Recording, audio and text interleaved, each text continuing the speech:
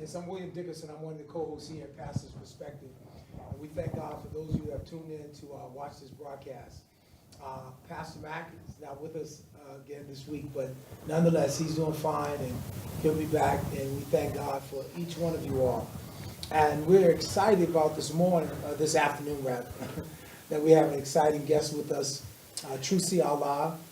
He works for the Executive Office of Public Safety, and he will share with you more about what he does and about different things pertaining to reentry, returning citizens. So also, you can call in. When the call-in number comes up, you can call in. We're going to talk for the next 15, 20 minutes. Then you can call in, ask any questions that's pertinent to this particular conversation. And we are very appreciative of you chiming in with us. All right, so without any further ado, I want to introduce Trusi Allah. I've known him for, my Lord, it's been a long time, over 40 years. And so he's here with us on today, and I'm going to let him talk a little bit about what he does. I'm going to give him the leeway to share some things that's on his heart, and there's some powerful things that's going on with him and through him. And so we're going to be lifted up during this next hour or so. So we thank God for you. And Trusi, he comes as a person that's always been committed to helping those who are returning citizens and young people in the community, getting them on the right path, sharing with those who are misguided. And he's with the Nation of Islam. But even though he's with the Nation of Islam, he transcends a lot of religions, a lot of groups, cultures, etc. He doesn't mind going into different expressions of what people might believe or what have you. But he's a good brother. I've known him to be consistent, and I've seen him do some great things over the years. He's a former member with the Suffolk Sheriff's Department in Boston, and he's done a lot of reentry work with them. And so I want to thank God for him being with us on today as he shares in his own way. Welcome, Trusi Allah, to Pastor's Perspective. Thank you, Bishop Dickerson. It's an honor and pleasure to be with you. Excellent introduction. I was like, who's he talking about? I can just say that you've been a giant in the community in terms of helping those that need it. Jesus was in the byways and the highways, and you've definitely demonstrated that beyond leaps and bounds. So I honor you. I'm pleasure to be in your presence, and I'm excited, man, just to do this interview. Yeah. Well, let's go back. Let's go way back. I guess when I first met you, you was one of the young guys playing football at Lena Park. Yeah, that's right. I said, this little kid is tough, man. He's just rugged, And I think maybe your brother Trevor was in the older group. Yes. Playing football as well. So, take us to the streets of Boston. You growing up as a juvenile. Okay. Give us some experiences, because I was mentioning to you about the documentary that you have coming out on your life. Yes. And so we can talk about that, and then we can take people to the documentary and forward to where you are now, what you're doing, and that whole bit. Okay. Feel free to share. Okay. So, born and raised in Boston, Mass. Dad was first campus police at Northeastern University, and then he, went into electrician to be a licensed electrician for Northeastern. My mom, she worked oddly enough at Framingham State Prison, and she was a correctional officer years back. And then she matriculated to a postal worker and retired. Older brothers, Trevor. I got a younger brother, Joey. Most people don't know Joey from back in the day. And so I grew up playing football, baseball, basketball, Codman Square, 331 Talbot Ave, the blizzard of '78. That's where I was. And so I grew up, playing sports, football, baseball, basketball. And when at that younger age, I was playing football at Lena Park Lions. There was so many great people that I played football with. And then basketball, I was playing at the South End Boys. Who are some of the guys you played football with? So back in my day, we played against the Raiders. The coaches was Winslow, Eileen, Yeah. Skeeter Darways. I want to say Aunt. Yeah. We had Steve Drayton.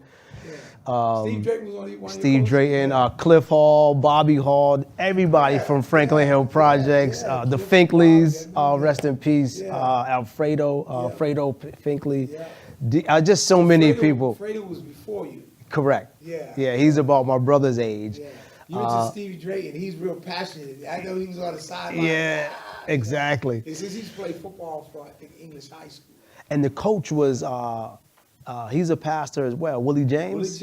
Willie James. James. Willie James. Hey, listen, I was one of the youth that used to pop upside his. Hey, boy, stop doing this and stop doing that. You know. Yeah.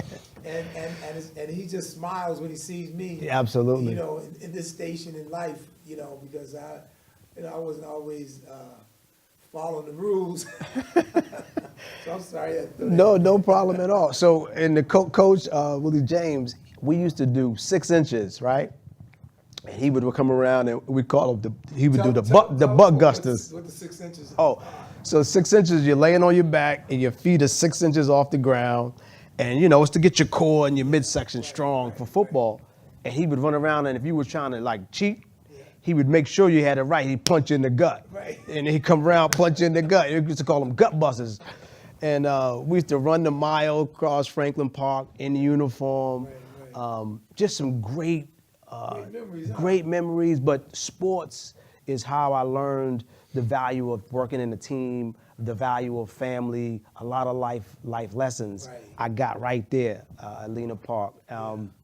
So then baseball as well, Rico Capot. Yeah, Rico. Oh man, Lamar Capot, his son. Lamar, yeah. So Great guy. football, baseball, basketball. Then I made my way to the South End Boys and Girls Club because I went to Cathedral Grammar School. Okay. And I ended up playing for the Squires. So Lou Bryant was an excellent mentor, coach, friend. And he was a teacher and a coach at Buckingham Brown and Nichols. Wow. So we were playing with guys that were, playing Division I ball. So my whole dream, I was the next Muggsy Bogues, right? And then I went from Cathedral to Catholic Memorial High School. Oh, you would see him. So I was a college prep high school, Jesuit priesthood, all boys. Right. So, I'm like, this is my dream. I want D1, and then we'll figure it out after that. Right. In my junior year, Bishop, I got cut from the varsity basketball team. So now there's maybe 5 brothers from the city who are on partial scholarships to go there. Right. Troy Twitty, Steve Nicholson. We all team. We're playing from the Broxbury Boys and Girls Club together. We're at CM. And that junior year, I got cut from the team. And you would have thought my dog died. Right. I lost it. Right. That was my dream. And at that point in my life, I was a teenager. All my eggs was in that one basket. Right. I didn't handle it well. Yeah. And I talk about all of these things in the documentary. And my dad at the time was going through a midlife crisis, with substance abuse and the like. And he didn't have that firm figure to hold me together to get me to graduation. Right. So I made it to my senior year at CM, and then things began to crumble. So then I took the drive that I had for athletics to Grove Hall.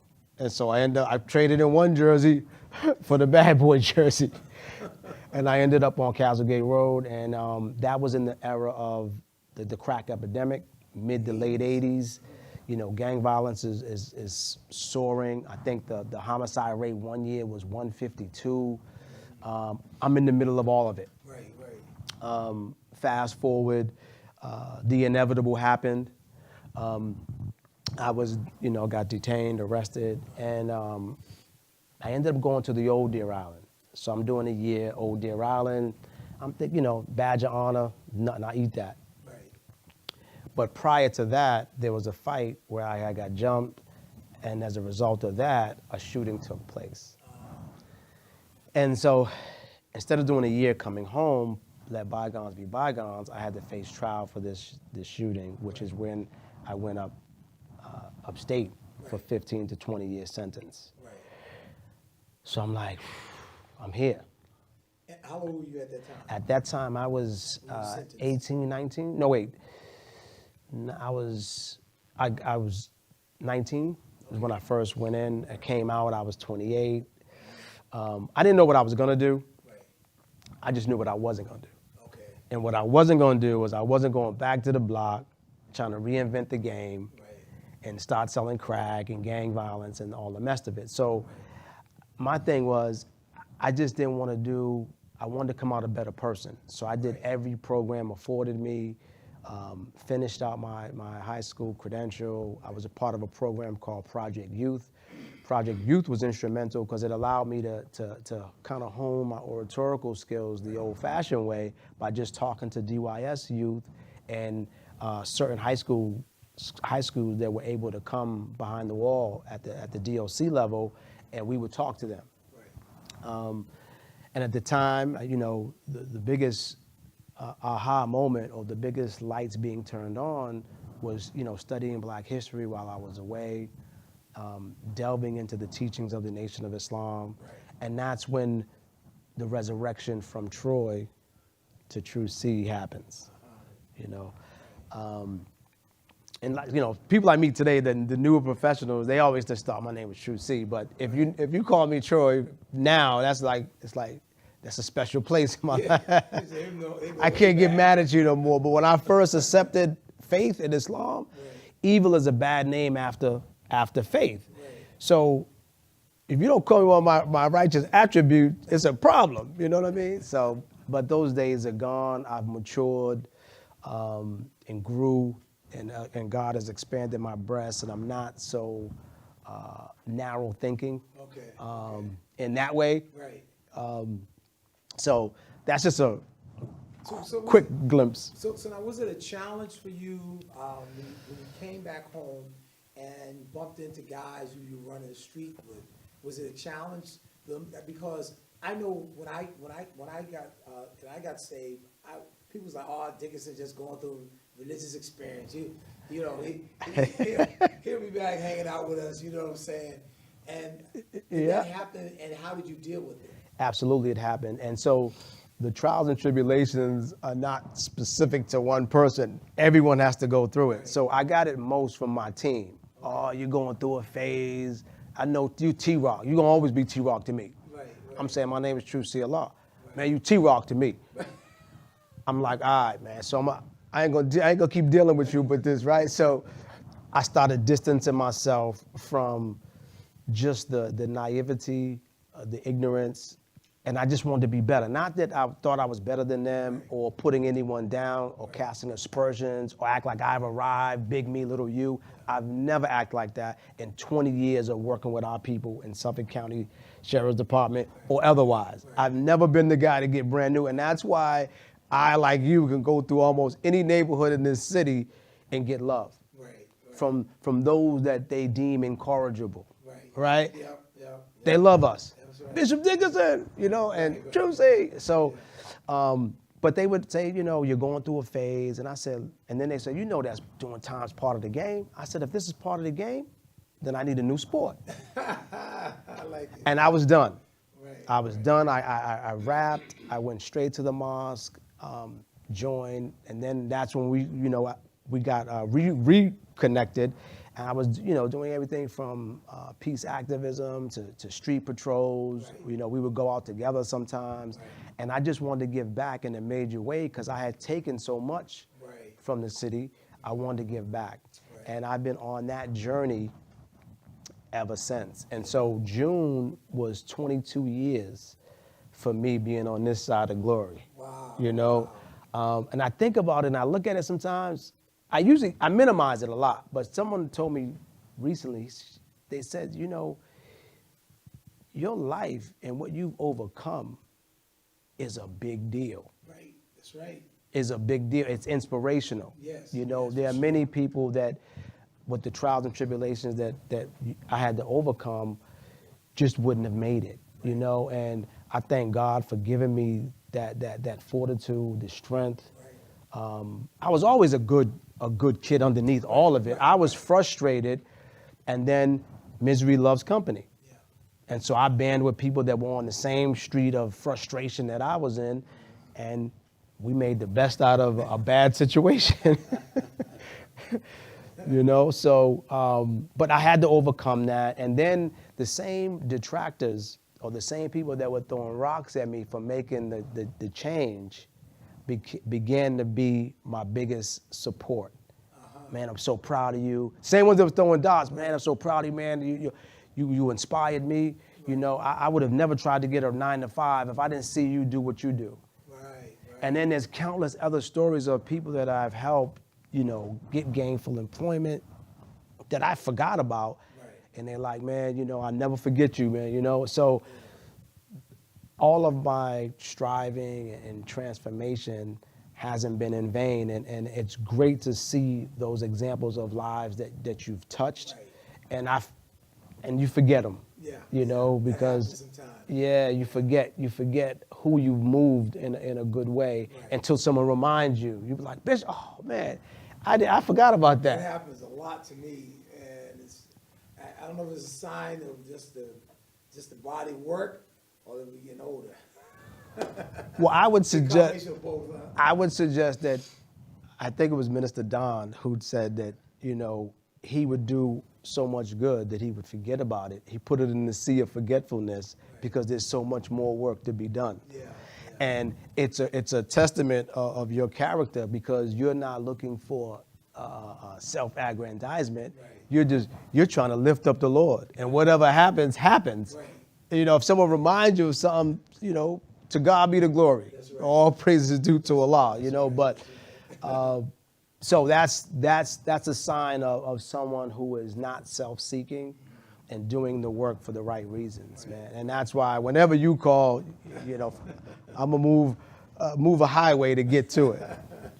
I appreciate that, and I'm so godly proud of how you've been progressing in the community, dealing with reentry and returning citizens, and it's a big scope of things that you do. But let's talk a little bit about what you did when you were with Suffolk County Sheriff's Department, because you said Sure. 20 years. Yeah. So So you work with them off and off? 20 So years? I started with the Suffolk County Sheriff's Department in 2000 as a contractor with the Boston Reentry Initiative. Yeah. So Superintendent Paul Joyce, I remember that, when it started out. Blake Norton, Yeah. Pastor Wall, Yeah. Pastor Rivers, Minister Don. So the police and the Sheriff's Department were trying to figure out a way to combat gang violence, and they wanted to find people that were tried and tested and doing some positive things. And so they went to the clergy to see who they had. And I happened to be the first, you know, budding, reemerging, returning citizen that was doing that kind of work. And so I started out as a contractor, I was a mentor, case manager. Then I was on a panel at the Boston Foundation with former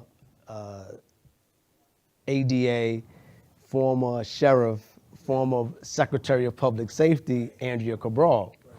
And it was at that panel, and she was listening to me talk. She said, you know, you've been coming inside of my facility for quite a while, and you seem to, you have it down, you're a good example, and you articulate the needs of the population, and I'm trying to understand why you don't work for me already. I said, well, point me in the right direction. You know, I'm already in the building.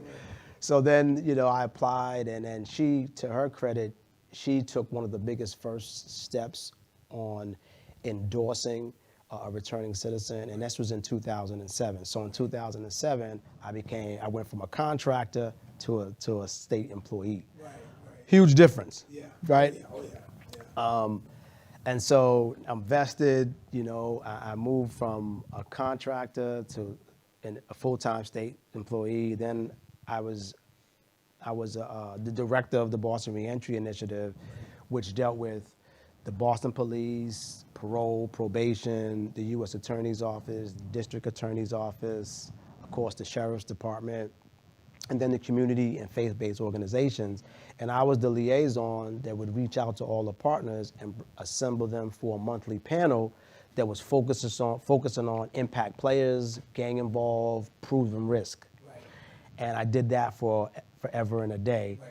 And then Sheriff Tompkins appointed me to an assistant deputy superintendent.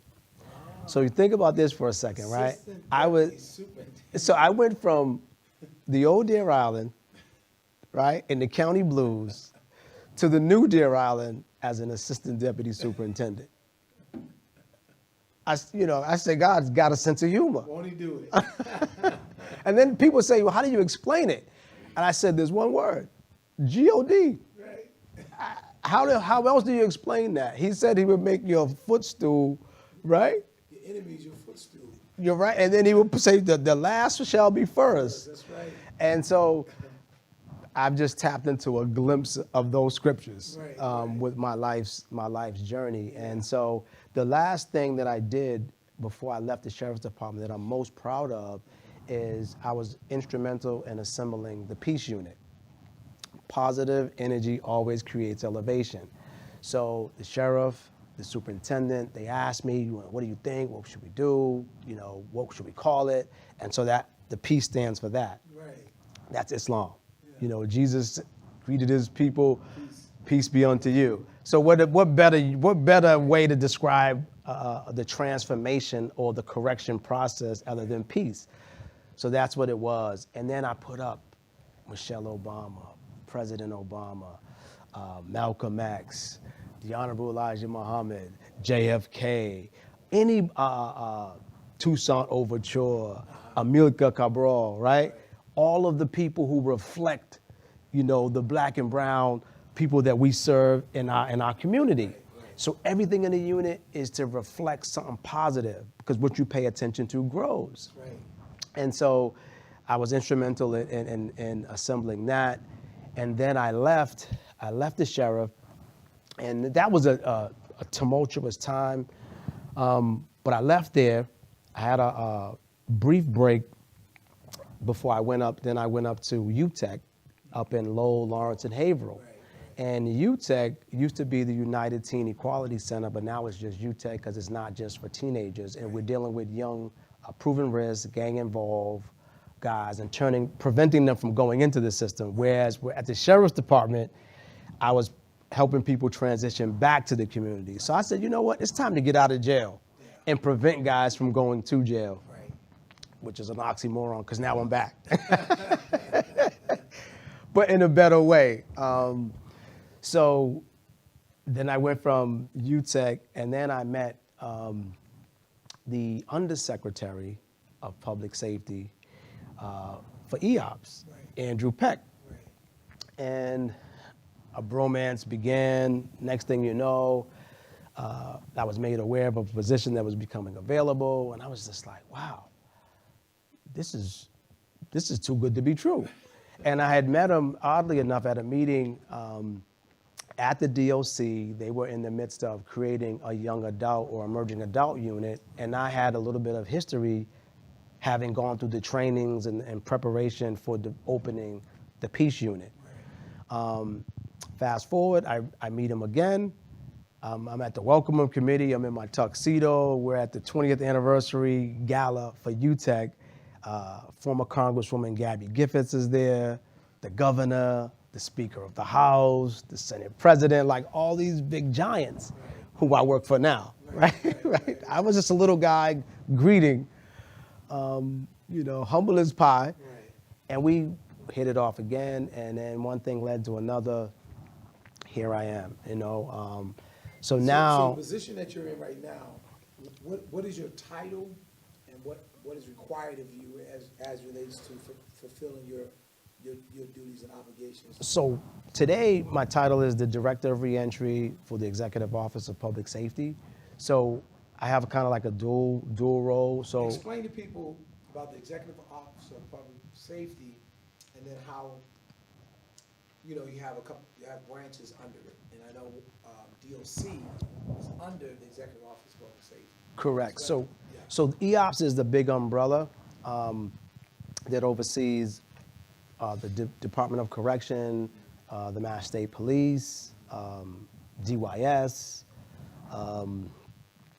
There's a host of other, yeah. there's a host, but for my realm, it's primarily the DOC that I have interaction mostly with, which is pretty good. So I'm working with the secretaries. Secretary Turco just announced that he's going to be retiring, but at the end of the year, yeah. But I do a lot Have of they work. announced a successor yet? Or you don't Not know? yet. No, I don't know. That's interesting. He's not that old. Well, he was the commissioner at the DOC, Yeah, I know Turco. right? I know him. Yeah, so I do a lot of work in special projects with the undersecretary as well as Commissioner Michi. One of the programs that we're working on right now, it's in the infant stages, is we're working with the returning citizens at Sousa Baranowski, Okay. and as well as the correctional staff. And there's members from the Black and Latino Legislative Caucus that are a part of that. Rep. Nika Ilugado, Yeah. love her. Yeah. Oh my God. Breath of fresh air, brilliant, out of the box. But her and the undersecretary started this conversation of how do we improve the atmosphere, the culture at Sousa Baranowski where the riot took place, Right. and unfortunately the officers were hurt.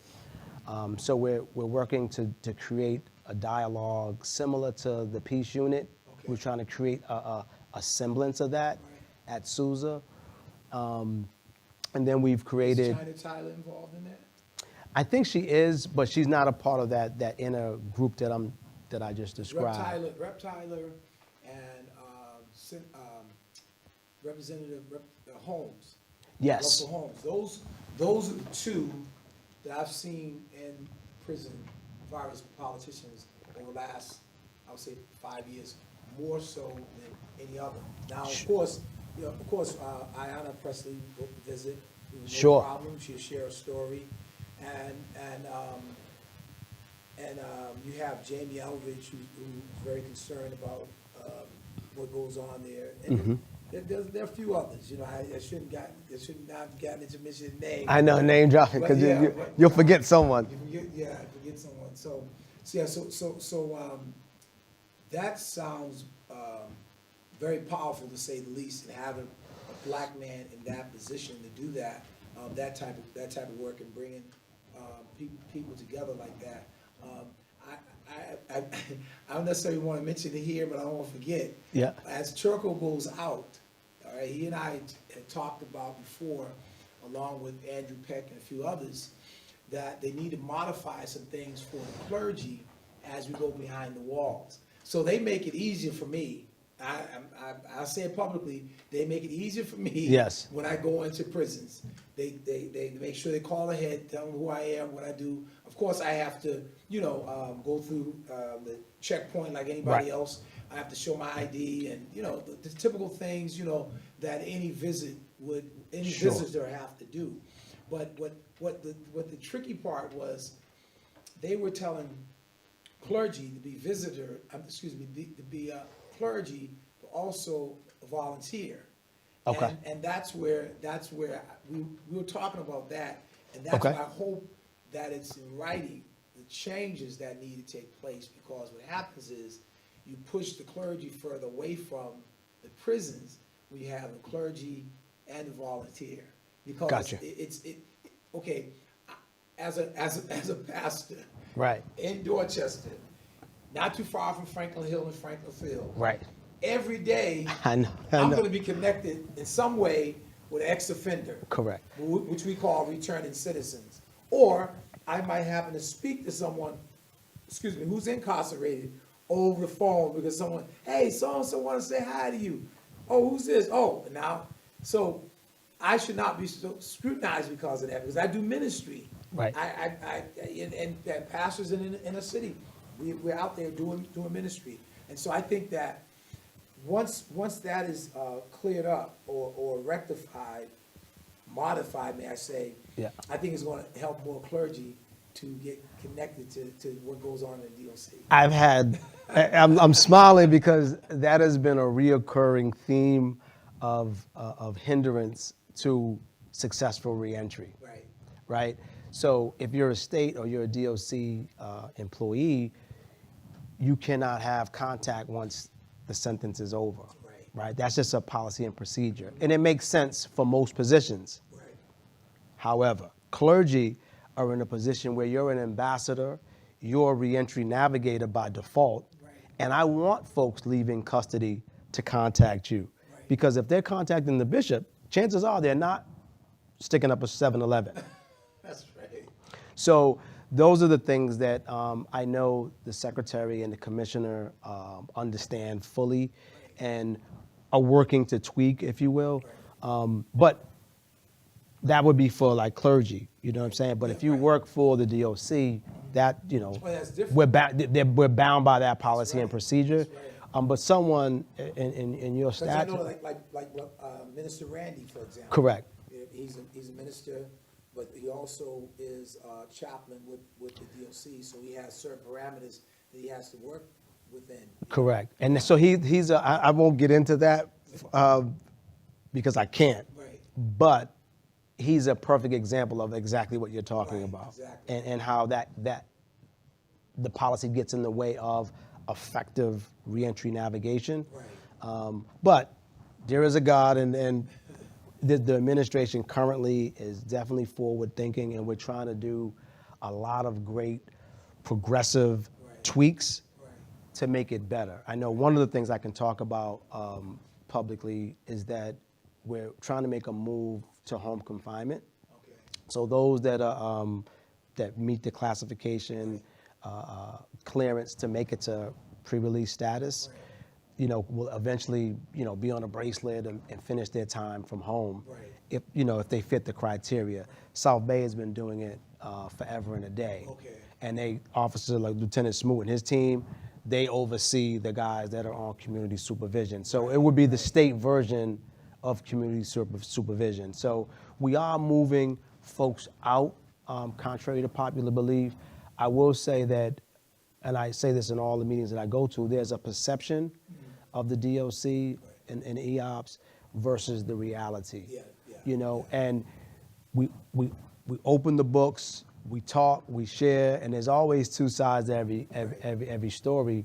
And I could definitely tell you that we're doing some great work, great work, in trying to move the dial. Another thing that I'm a part of is I helped assemble a group called it's a Lived Experience Advisory Group. So myself, Abigail Forrester, another beautiful brother, man. You got to get him on. He's another beautiful brother. He does a lot of great work. There's a handful, you know, that have graduated from the penal system, magna cum laude, and he's one. And what I like about you, him, and other brothers like Minister Rodney, Muhammad, you guys, if a guy needs help and he might not be a Muslim, you're not going to be like, you know, I'm not going to, you know. Not at all. No, it does matter because some people, you know, they'll switch up on you depending on whether you're going to be with them. The bottom line is, Help. with me, I know brothers that are Muslim that I talk to, communicate with by letters, have supported them, Sure. parole board and stuff like that. And I think that as we continue to do that, we will, our reception in terms of people coming to us will expand because they'll see that we're concerned about them holistically. That's And correct. not just about them joining our organization or joining our church or mosque or synagogue. That's We're right. concerned about them holistically. And so I like that about, you know, guys I mentioned, you know, that. For sure. That you and Minister Randy, Brother Abigail, you know, So- Minister Rodney Muhammad, you know, yeah, that's my. So to that point, Bishop, I grew up Catholic, Uh-huh, I adopted Islam, right, and I visited Israel. right. Can we just all get along? I've been to the Wailing Wall, man, and so I don't have the No, I hang-ups. think it's good for us to learn about each other's culture. For sure. Religious experiences, backgrounds, all that helps us to communicate with each other better. I You know agree. what I'm saying? And so, I agree. Yeah. And you know, where I'm at today spiritually is that I'm not going to focus on the branch, right? The label, Episcopal, Methodist. There's all the different branches, right? Islam, Sunni, Shiite, nation, right, nation of gods and earth, right, branches. yeah, The root of the tree, the base of the tree is God. right, So it's real simple. Subtraction and division, satanic. Addition and multiplication, God. I listen for that, and that's why we're here. Because you're all about addition and multiplying and being fruitful in God's name, right? Right. And in Jesus' name. right, Have a little church. Right. That's okay. right.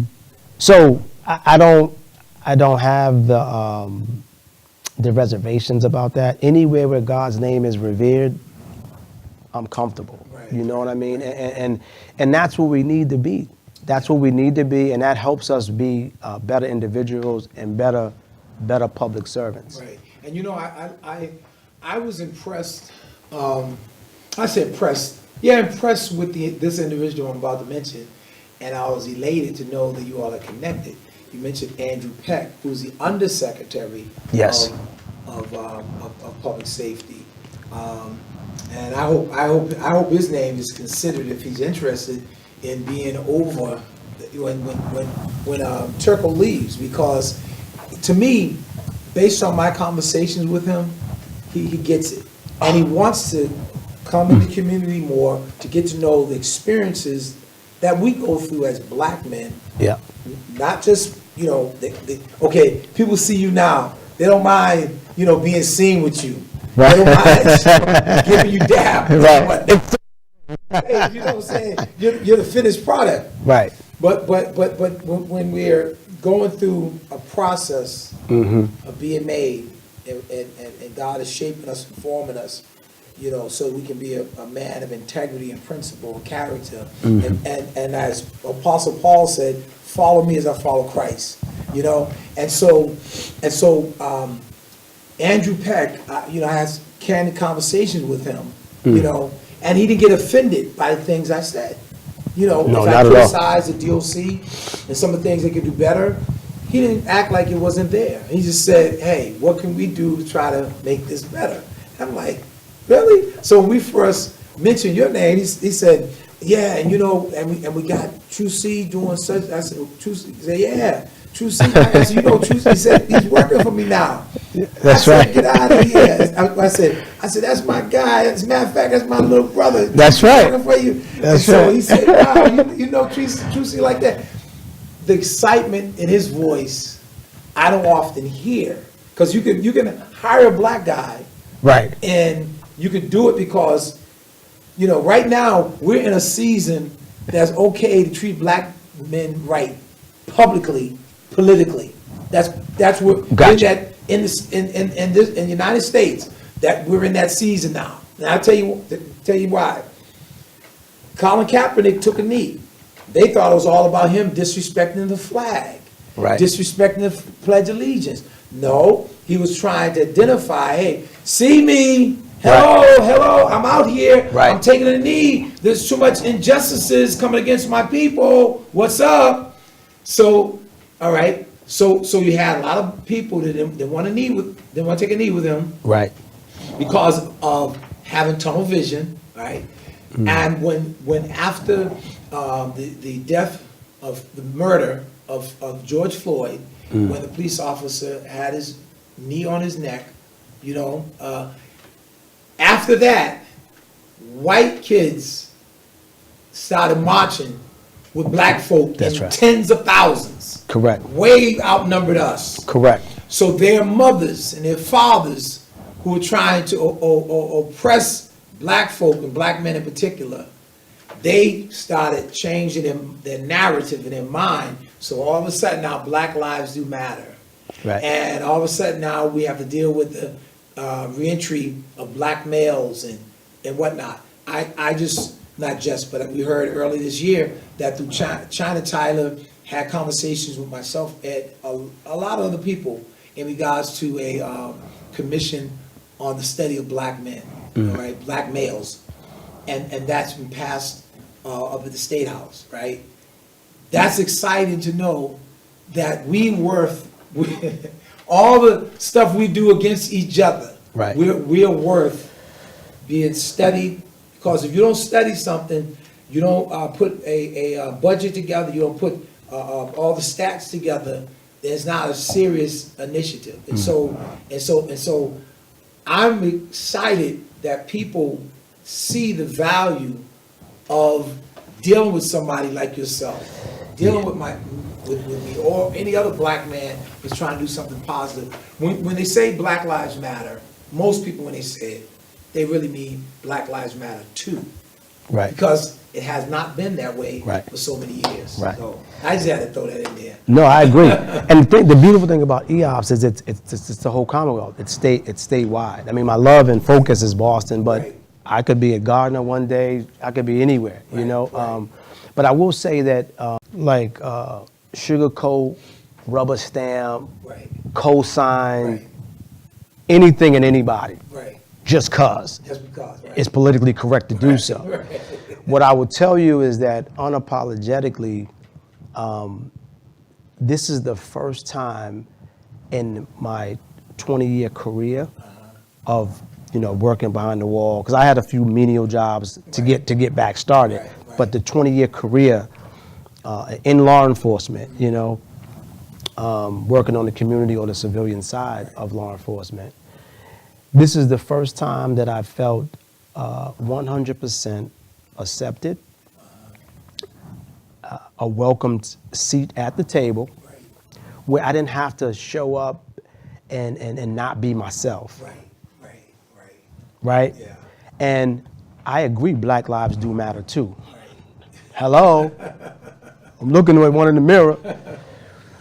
But this brother happens to be Caucasian. right, And I'm saying brother, because his spirit, his energy, his embrace, his professionalism has been that. right, right, right, Period. I'm not here to throw shade at anyone else or anything else. I'm just telling you what I felt. And a part of the journey, the struggles, if you want to back up a little bit, because it's not always been, suits and ties and glossy and looking good. right, There's been times when the rank and file could not accept the fact that I was once a captive and now I have the same protection that they have. right, right. So every other year there was a new innuendo, there was another attack. Yeah, yeah, I've been there a long time. There was a lot of things hurled at me, brother. right, right, right, And when you saw me, I looked like new money and I'm smiling, but I was burying in it. right, Burying it, Right. But my dad was passing, and thank you, because you helped officiate my dad's service. My dad was actively dying. right, I was going through a tumultuous divorce, right, and I was getting the living guts mentally and spiritually beat out of me. That's 3. wow, That's what I was dealing with. wow, So if you saw me, and I've said this, if you saw me and I was a little bit off kilter, well, I had 3 major things happening. right, right, But instead of taking the time to ask what's going on, how can I help? How can I alleviate the undue and unnecessary stress? right, Because all I did was show up and be a professional. Right. I never banged on Friday or Monday. right, right, I respected the officers. I'll give you an example. Officer tells me he's frozen, meaning he can't leave when he's supposed to leave right, because someone banged out or he's stuck. right, Man, thank you for your service. Can I get you a coffee or water? That was me. right, The same one that they were throwing rocks at. right, I was in the command staff meeting, but I had love for the rank and file. I honor and respect all correctional officers, right. some of which I went to high school with, some of which are my friends, and all those rumors would make it back to me.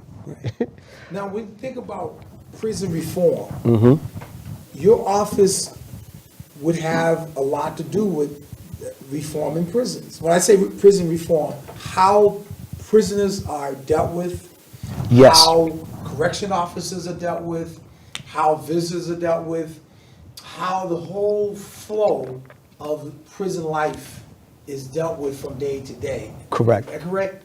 Yeah. So we, just to that point, we had a meeting last week, the Undersecretary, Commissioner, Rep. Elugado, and we were at Susan Baranowski. And we didn't start with the guys. Right. We actually talked to a bunch of professional correctional officers to take in what they have or what's been their experience, right? And so, you know, we know that there's the Black Lives Matter, but we want everybody who works, who volunteers, who does anything in a state facility, right, to be respected and treated the same way. Right. It's not a either or. It's both sides need to be treated with dignity and respect, Right. and professionalism. And Right. so we're on a move to do just that. So I can tell you that the current administration is all about doing things the right way.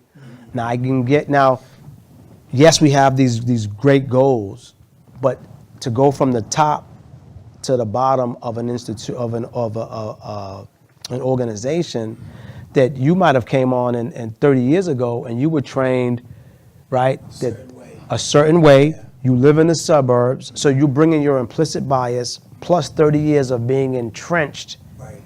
and being mean Right. because of the disconnect. Right. So it's going to take time to undo some of those things, but I can tell you that we're on first base. Okay. And the reason why we're on first base is because the Undersecretary, Commissioner Michi, and Secretary Turkle, they get what needs to be done, Right.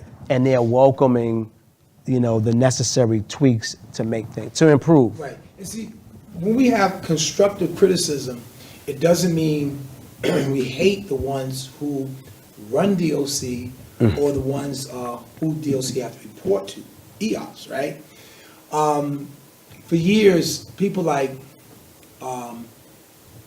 Minister Dar Muhammad, Mr. Riding Muhammad, Minister Randy Muhammad. Randy, yes, sir. You know, also had people like Mel King, the late Chuck Turner, Absolutely. you know, man, the list goes on. I know, you know, Lynn Currier is not, you know, not a black sister, but she has been showing this incredible commitment to returning citizens, you know. And so we had what we call the Mass Six, where it was a group of us was part of that. Also, Lorraine Folks was a part of that. She was working with Chuck Turner. For sure. She's really committed to seeing people come out of incarceration. I don't know if she was part of the Six, but she's an attorney, Eva Clark. Clark. Yeah, I love this sister. I do right? too. And so what we have been shouting for years, if you treat these guys who are incarcerated with humanity, they'll come out acting like they're human. So our interest. Amen. 97% of them will come back to a community. Correct. Many of them will come back to Boston's inner city. So since they're coming back, let them come back not so jacked up with post-traumatic stress, you know. Disorder. For sure. Let them come back with a mindset of being productive and doing positive things. And so that's the discussion that we've been having, and that's what we want to do. There are people who are coming out and who are advocating for others. You know, I know Dow Jones is doing it. Yes. They're advocating for others. Some guys come out, but they don't reach back and advocate for the ones they left behind. Right. They just, hey, I'm doing me. Right. So when I hear guys like, you know, Dow Jones, I hear guys like, Wayne Boston, you know, Joseph Bennett, or whoever has been there, and say, hey, man, listen, when you come home, I'm going to point you in the right direction. I might not have all the resources, Right. but I'm pointing you in the right direction, because I'm not about wilding out and all this other stuff.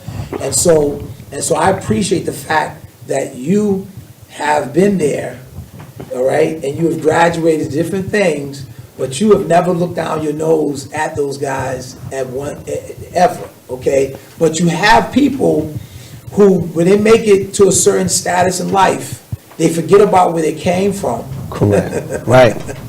And sometimes we can be criticized, you know, even in the black community, that when people go up the ladder, you know, like certain ethnic groups go up the ladder, they just keep telling their folk, come on up, come on up. But we get up the ladder, we pull the ladder up. So, brother, I want to thank you for pulling the ladder up. And I hope that I've never been that type to pull the ladder up, because I try my best to keep that ladder down so others can come up that ladder, because I grew up in Boston's inner city. That's right. That's right. I had some challenges. Yes. I tell guys in prison, I said, the only thing different from me and them, that they got caught and I didn't. Because I wasn't an angel when I was coming up. I may have not done a whole lot of crazy stuff, you know, Right. Because I was mostly an athlete, you know. Correct. But there were some things that I'm not so proud of, but thank God by His grace, I'm here today. That's right. And you know, to that point, we're only as strong as our weakest link. Right. So I'm always trying to move the dial and bring someone else and plug someone else into an opportunity. Right. Because that's what it's about. Yeah. It's about how do Somebody you helped you. Somebody helped me, and you can't forget where you came from. That's right. You know, and then at the end of the day, it's still always about public safety. Right. How do you want someone to return? Right. The same or better? Right. Right. So we have to pour into them, and they may not receive that word of God or that resource when you sow it. Right. It may take a different waterer to build, to get that flower to blossom and Right. bloom, you know? Right. So Right. it's not up to us to be judge, jury, and executioner. Right. We just got to do what's right. Right. Do our best and let God do the rest. Right, so there's some people I'm working with in the community, and I won't get back to names again. Like, why do you talk about me? You know, but when you hear what they're doing, and my name is attached, give me a call, because I can give you a clearer perspective on it. Sure. Because sometimes people shoot down people if they got too much rah-rah in their voice. You know what I mean? But the passion. I love being around people who are passionate. Right. And they raise their voice, man, this should be happening, that should be happening. Because it's on the inside, they care. Right. And they want the very best of what has to go on in the DOC, and they want to see it spill out in a positive way coming back to the community. We've even met with, I forget the name of the organization, I want to say Justice for Life, but Stacey Borden. Okay. Andrea, attorney Andrea Good, Yeah. and they represent the abolitionist I know them. abolitionist movement. They don't. So they,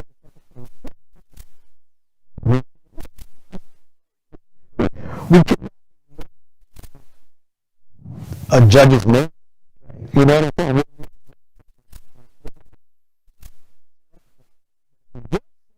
This is what.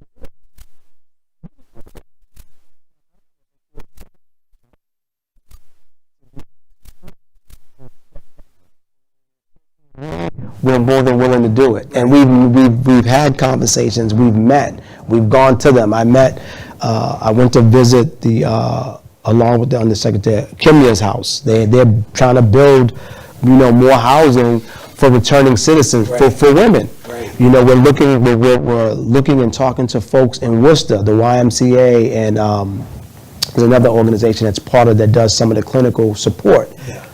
for women. Yeah. So there's that a lot of people don't know, but this is EOPS, this is the DOC. But I want us to stay committed to helping build some programs and some housing. Transitional housing for men. For sure. I know that Pastor Hutchinson with Future Hope Apprenticeship Program, that's one of his things, because it will help solidify what he's doing when these guys have a solid place to go back home. For T. sure. Michaels. Yes. People's Academy, I believe. Yeah, I have.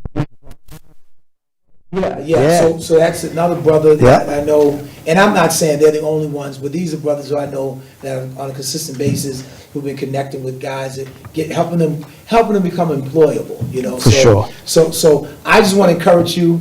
keep being a voice to the voiceless. Yes. Keep staying connected. Absolutely. Keep that ladder where others can keep coming up, man. And keep putting a smile on my face for making me proud, little brother. I appreciate it. All right. I So listen, we appreciate got it. about 30 seconds. Look into the camera and share with folk, just briefly, your last moment of what you'd like to share, what you'd like to get across. First of all, I would just say that, to God be the glory. I'm grateful to be here with Bishop Dickerson, who's been a giant in our community, and I'm just an extension of the community, and I've been blessed by God to overcome a lot of different trials and tribulations, to be at a point now where that I'm working for the state, and I'm thankful, I'm humbled, I'm inspired, I'm in no way tired, and I want to keep being an example for all the returning citizens that are coming back to the Commonwealth, and we're trying to make things bigger, better, and more accessible for everybody. Amen. Amen. Well, thank God for each one that have tuned into the Pastor's Perspective. And I tell you, this hour went by real fast because we had an exciting guest with us, Trucy Allah, from the Executive Office of Public Safety. And so until next time, I'm William Dickerson, also speaking on behalf of Pastor Mac. Grace and peace be with you. All right. Man.